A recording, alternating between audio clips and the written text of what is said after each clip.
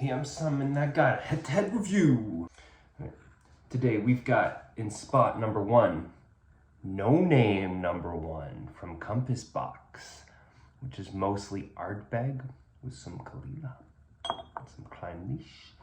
Spot number 2, we got no name number 2 from Compass Box. This one's mostly Caol Ila with a little bit of Talisker and some Klein Leash. And then in the third spot, we've got no name number 3 from Compass Box, which is mostly some Froggy with a little bit of Bowmore and a little bit of Klein Leash.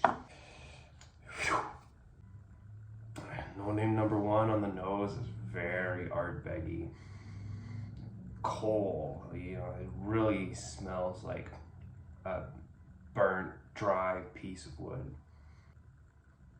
You can't get any further than that. Maybe a little bit of dirt, but mostly dry, burnt wood and coals. Number 2 is super Caol Ila-y. You got something that's earthy and citrusy, lots of lemons, fermented lemons, it's not so sweet. There's not a lot of sweet, but it's salty. Yeah, earthy, lemony, and salty. Very Caol Ila-esque. And then on the last one here, the frog with some Bowmore. It's woody. Woody, salty, coastal. Very kind of refreshing. And a little bit of seaweed, right, with that coastal. You kind of get like the sea air with the fresh breeze, but some seaweed in there. Cheers. So on the palate, on the nose, you couldn't smell the blend. On the palate, you can definitely taste it. It's salty, and it's got some of that coal note, you know, that burnt wood. But it's also got some sweet notes, kind of like pastries, you know, some like a little bit of honey, some like drizzle that you would put on top of some kind of pastry. I actually don't think it comes together that well. Number 2 just tastes like a Caol Ila.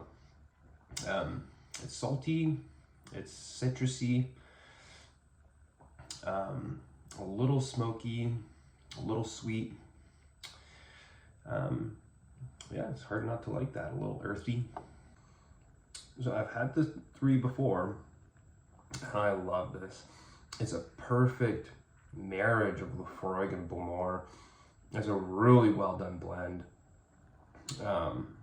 It's full flavored. It's got some of those kind of wet rocks, slightly tropical notes from the Bowmore, but it's also got that seaweed and that salty coming in from the Laphroaig.